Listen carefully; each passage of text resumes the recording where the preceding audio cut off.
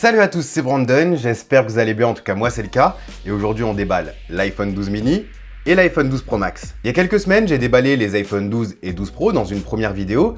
Je suis ensuite revenu dessus à travers un test complet que vous retrouverez dans la description. Et cette fois-ci, j'ai acheté les iPhone 12 mini et 12 Pro Max qui sont respectivement les plus petits et grands iPhones de cette nouvelle gamme. Pour l'iPhone 12 mini, j'ai pris la couleur verte. Je voulais un petit peu changer des couleurs blanches et noires qu'on a l'habitude de voir, et puis ayant déjà l'iPhone 12 en bleu et en rouge, ça vous permet de faire une petite comparaison. Je sais pas ce que vous en pensez, mais moi personnellement je trouve ça plutôt sympa, je trouve ça très joli ce vert pâle, même si je pense que j'aurais choisi une couleur un petit peu plus sobre pour tous les jours. J'ai aussi l'iPhone 12 Pro Max en argent qui ressemble davantage à du blanc.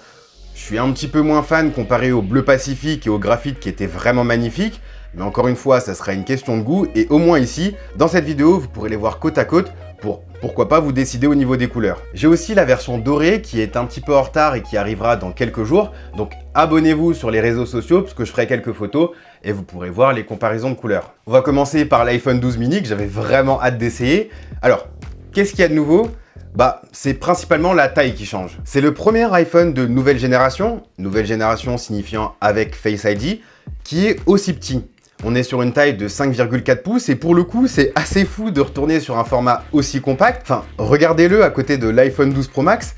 En quelques années, on est passé à des smartphones tout petits qui tenaient dans la paume de la main, à des mastodontes qui rentrent à peine dans les poches, et c'est là qu'on se rend compte que le marché et la demande, ça a beaucoup changé en si peu de temps. On veut toujours plus grand pour mieux consommer du contenu, pour mieux voir son écran en extérieur, pour mieux voir les photos qu'on va prendre ou afficher plus de choses à l'écran, et du coup, en les mettant côte à côte, on se rend compte que le changement de taille est assez marquant. Je vais être honnête avec vous, je suis totalement conquis par ce format. Là, tout de suite, déjà, je le kiffe. Vous le savez, j'en ai marre des immenses smartphones qu'on nous propose aujourd'hui. Je sais que beaucoup d'entre vous aussi. Et j'ai l'impression qu'il n'y a que Apple et Google qui tentent de faire des smartphones haut de gamme de petite taille. Et ici, c'est vraiment le cas. Voyez cet iPhone 12 mini comme un iPhone 12, mais complètement réduit au point d'être parfaitement utilisable avec une seule main. C'est vraiment le même téléphone, il a le même design, les mêmes caméras, les mêmes performances, la même technologie d'écran. Il a aussi le Ceramic Shield, il est 5G. Bref, il est vraiment pareil, juste l'écran, visiblement il est plus petit, la batterie aussi, et puis MagSafe recharge au maximum jusqu'à 12 watts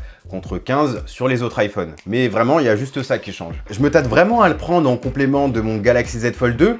Du coup, ils vont parfaitement ensemble. Ici, j'ai un grand écran pour profiter du contenu. Ici, j'ai un petit téléphone pour pouvoir faire les petits trucs dont j'ai besoin de faire sur iPhone. Ça jouera vraiment au niveau de l'autonomie.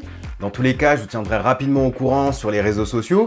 Mais ça fait vraiment du bien de retourner sur un form factor aussi compact. Donc, sincèrement, merci Apple. On peut maintenant passer à l'iPhone 12 Pro Max, le mastodonte.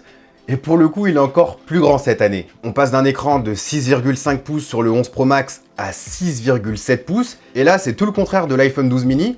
On est davantage dans les standards de ce qu'on peut retrouver aujourd'hui avec un grand smartphone, large, qui pèse lourd dans les mains, qu'il faudra manipuler à deux mains de préférence, et qui est le résultat de tout ce qu'Apple sait faire de mieux niveau smartphone. Contrairement aux années précédentes, ici on a quelques améliorations par rapport à l'iPhone 12 Pro au niveau de la photo et de la vidéo, avec un capteur plus grand, censé capturer plus de lumière en conditions de faible luminosité.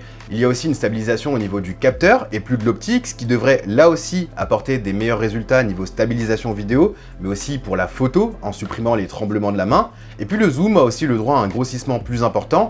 On passe sur un zoom x2,5 contre x2 habituellement sur les iPhones. Mis à part ces petites améliorations, c'est le même que l'iPhone 12 Pro, à savoir des finitions vraiment premium avec de l'acier inoxydable sur les côtés, un dos mat qui prend pas les traces de doigts, un immense écran OLED super lumineux, et le bénéfice majeur qu'on devrait tirer de cette grande taille par rapport aux autres modèles, c'est l'autonomie, puisque qui dit plus grand téléphone dit plus grosse batterie intégrée, et logiquement une meilleure autonomie, même si on a vu que chez Samsung, c'est pas systématique. En tout cas, c'est plutôt drôle cette année car il y a une époque, Apple ne sortait qu'un iPhone par an, c'était le produit phare de la marque. Puis petit à petit, on est passé à 2, puis 3 et maintenant 4 iPhones sur une seule et même génération. Et à côté de ça, on a toujours des anciens iPhones vendus moins cher. Du coup, à la manière des constructeurs Android, on se retrouve avec plein d'iPhones qui recouvrent plein de gammes de prix afin de couvrir le maximum de clients possible. En entrée de gamme, on a l'iPhone SE à 489 € qui est le seul iPhone avec l'ancien design.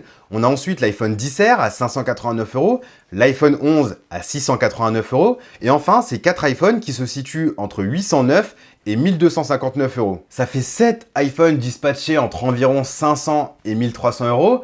Si je dis pas de bêtises, c'est jamais arrivé dans l'histoire des iPhones, et on sent vraiment qu'Apple souhaite grappiller le maximum de parts de marché là où il n'avait pas l'habitude de le faire, c'est-à-dire vers le milieu de gamme, et on voit bien que la marque ne souhaite plus se limiter à l'ultra premium. Ces nouvelles stratégies pour la marque, ça s'est montré payant pour des constructeurs comme Samsung, Huawei, Xiaomi, et du coup on verra si cette stratégie portera ses fruits pour la marque à la pomme. Dans tous les cas, tous ces iPhones peuvent être protégés avec les coques de mon partenaire RhinoShield qui propose des coques personnalisables et super résistantes. Il y en a pour tous les goûts, des bumpers personnalisables qui ne cachent pas le dos de votre smartphone et qui permettent de profiter de MagSafe dans les meilleures conditions. Il y a aussi des collaborations super jolies avec des designs approuvés par Naruto, Hunter x Hunter, la NASA ou même Assassin's Creed Valhalla qui sont vraiment jolis. Il y a aussi des écrans de protection, c'est important, Ceramic Shield protège des chutes mais pas des rayures. Je vous mets un petit lien dans la description avec mon code promo Proctor2020 qui vous fera bénéficier de 20% de réduction pendant 24 heures.